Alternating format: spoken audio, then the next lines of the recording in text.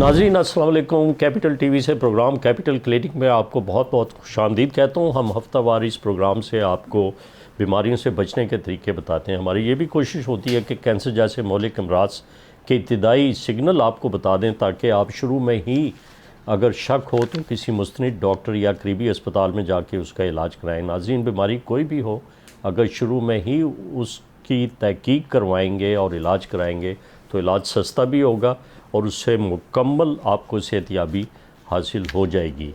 नाज़रीन, आज की जो हमारी डिबेट है वो बड़ा एक सेंसिटिव इशू है हमारे मुल्क का, जिसके लिए मैंने अपने स्टूडियो में दावत दी है। इस वक्त मेरे दो तिब के पेशे के आइकॉन और बड़े तजर्बाकार प्रोफेसर्स हैं।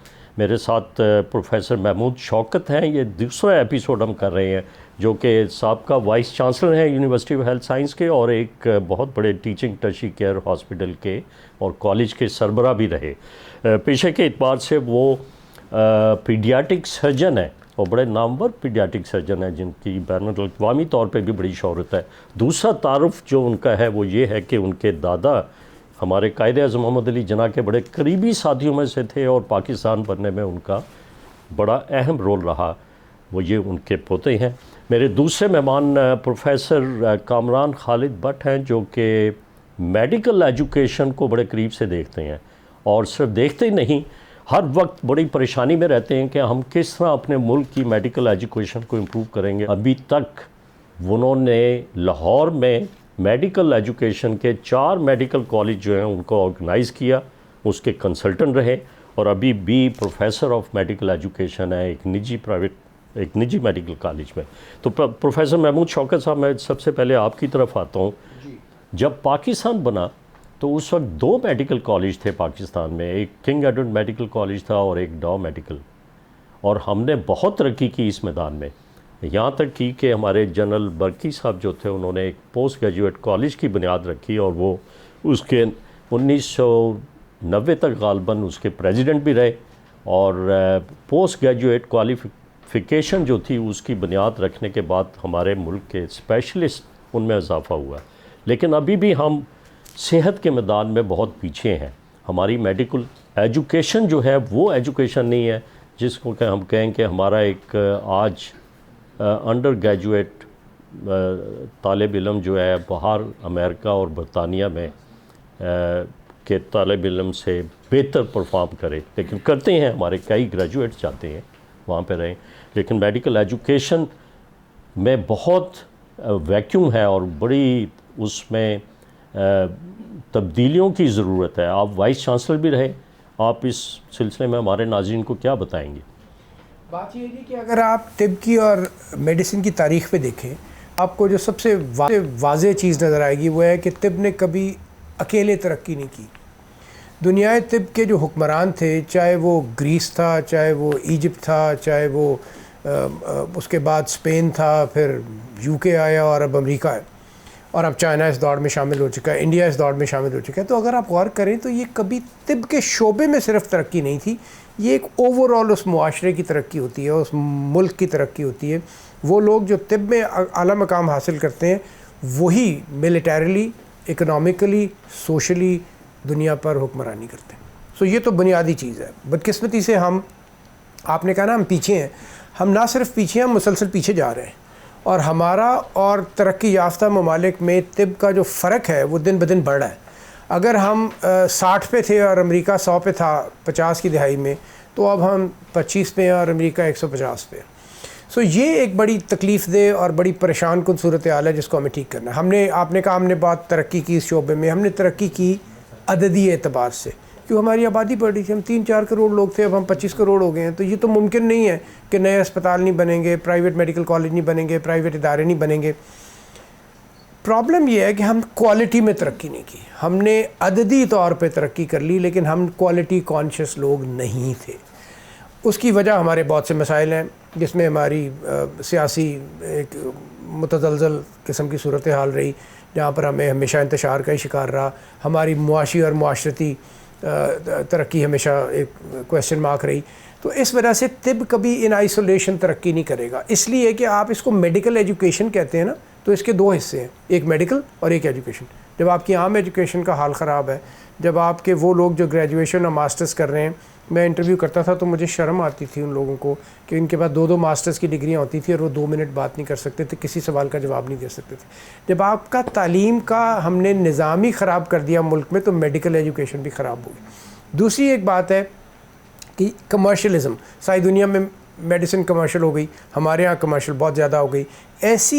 ऐसी सोसाइटीज़ और ऐसे कल्चर जहाँ पर तालीम नहीं होती, जहाँ पर लोगों को अपने हकूक़ का पता ही नहीं होता और जहाँ हम उन्हें पता लगने देते भी नहीं, इसलिए कि जिन लोगों ने इन चीज़ों को दुरुस्त करना है उनको ये सूट ही नहीं करता कि निज़ाम हो, उनको ये सूट ही नहीं करता ठीक हो, उनको ये सूट ही नहीं करता लोगों को अपने हकूक़ का पता लगे।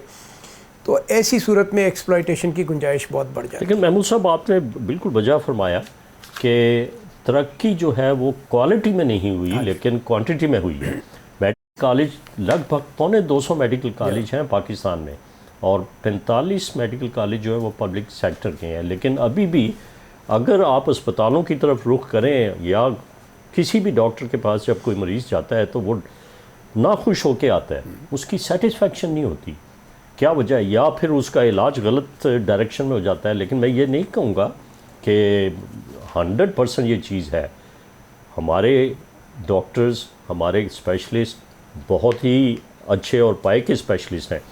जनरल बर्की, जिनकी मिसाल मैंने शुरू में दी, उनको एक बहुत बड़ी सपोर्ट थी फील्ड मार्शल मोहम्मद अयूब खान की। उनके वो दोस्त भी थे, साथी भी थे, इसलिए उन्होंने एक बड़े अच्छी गाइडलाइन और बड़ी अच्छी स्टैंडर्डाइजेशन पे पोस्ट ग्रेजुएट सेंटर बनाया। लेकिन हमारे मुल्क में रिसर्च नहीं है इस वक्त।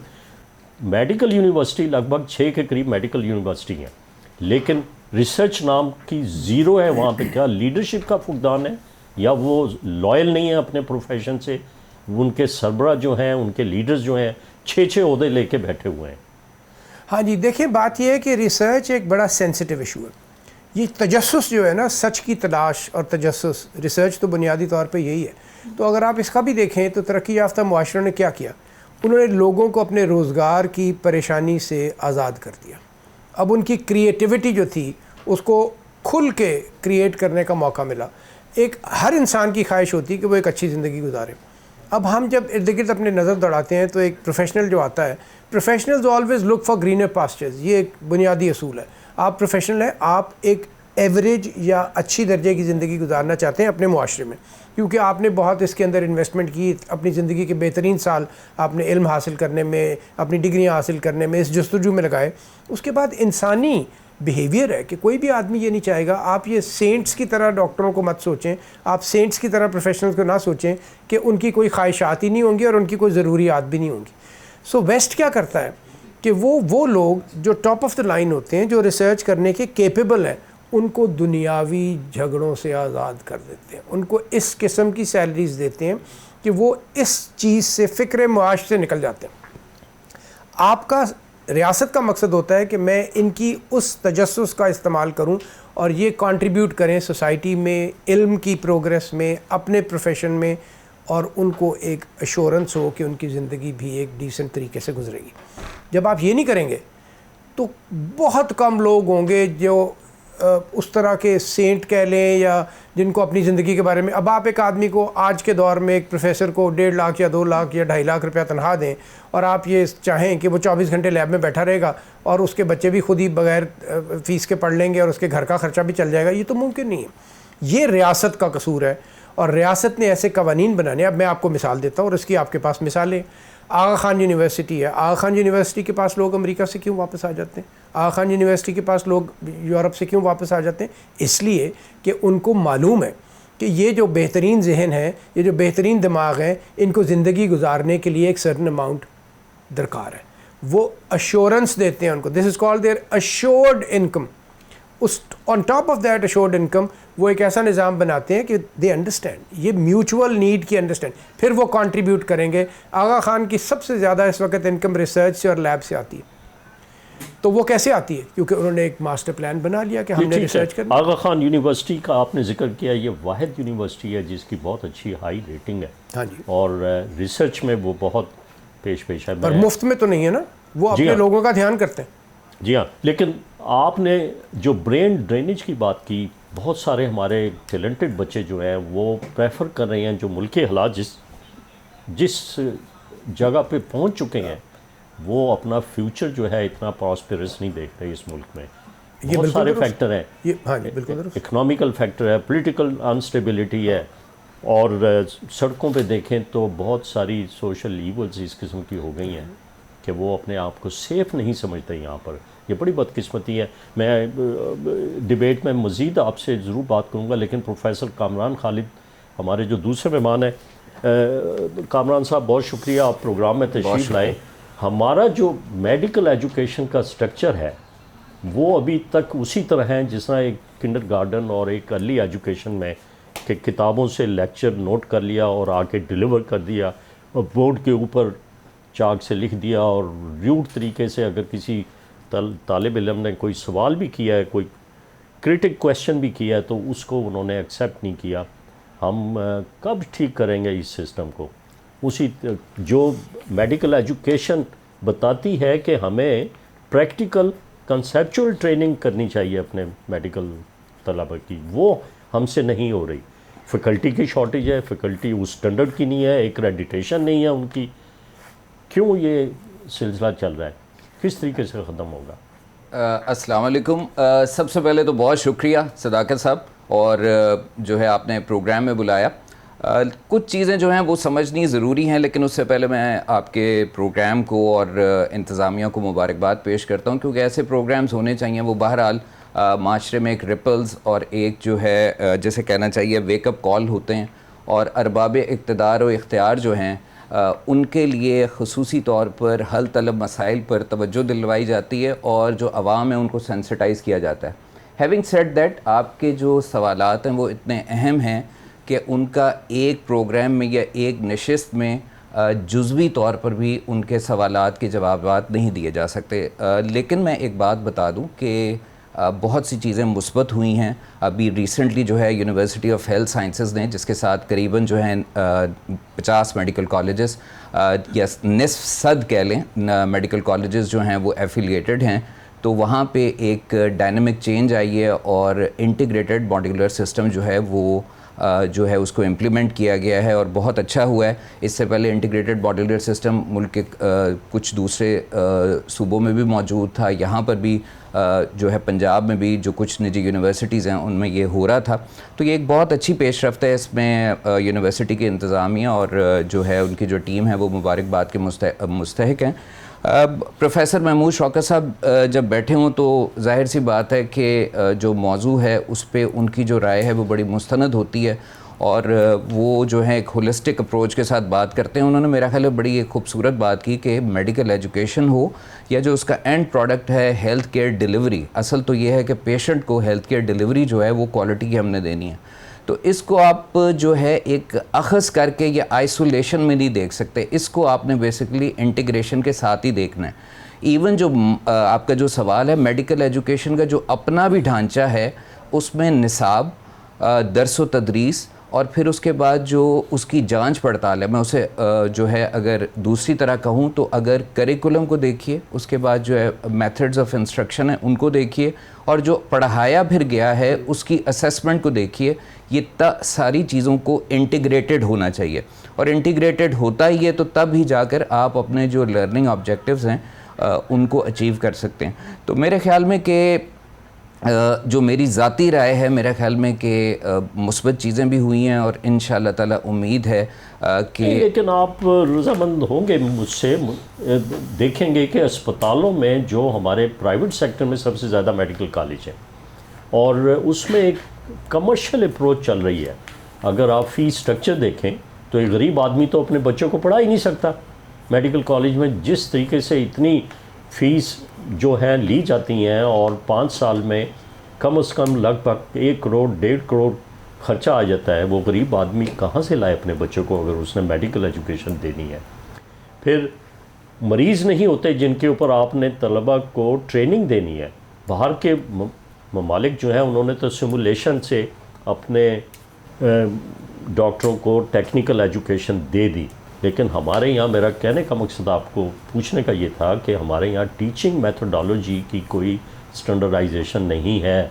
अगर हमारी regulatory body Pakistan medical commission या PMDC जो गाइडलाइन देती है उसको पूरे तरीके से इम्प्लीमेंट किया जाए तो बहुत सारे मेडिकल कॉलेज आपके वैसे ही बंद हो जाएंगे। देखिए, इसमें जो बड़ी अहम चीज़ है ना, वो है पॉलिसी का फुकदान और पॉलिसी की कंसिस्टेंसी। इस हवाले से हम रेगुलेटरी बॉडीज़ में भी देखते रहे हैं कि Pakistan medical and dental council जो है, उसके बाद एक और इदारा उसी नाम उसका चेंज हुआ, तो इसमें जो है कंसिस्टेंसी और पॉलिसीज़ जो हैं उनका जो है तसलसल बहुत ज़रूरी है।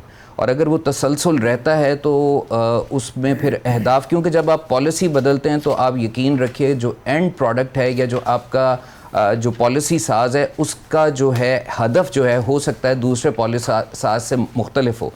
तो इस सिलसिले में मेरी तो जो गुजारिश है, और महमूद शौकत साहब बैठे हैं वो इस पर बेहतर बता सकेंगे, मेरा ये ख्याल है कि इस सिलसिले में तमाम जो हमारे स्टेक होल्डर्स हैं, बहरहाल वो किसी भी सियासी जमात से ताल्लुक़ रखते हों, किसी भी शोबे ज़िंदगी से ताल्लुक़ रखते हों, लेकिन जो किसी भी तरह सेहत से और इससे रिलेटेड हैं, इससे मुतल्लिका हैं, उनको जो है एक पॉलिसी जो है वो बनानी चाहिए और उस पर फिर जो है मनोअन कम अज़ कम 2 अशरों तक उस पर अमल होना चाहिए ताकि उस पर मतलूबा जो अहदाफ हैं वो हासिल हो सकें। इसका मतलब ये नहीं है कि एक दफ़ा पॉलिसी बनाने के बाद उसको रिव्यू ना किया जाए, उसका एनालिसिस ना किया जाए, ज़रूर उसका रिव्यू या एनालिसिस किया जाए, लेकिन एक पॉलिसी जो है वो कंसिस्टेंट पॉलिसी की बड़ी ज़रूरत है।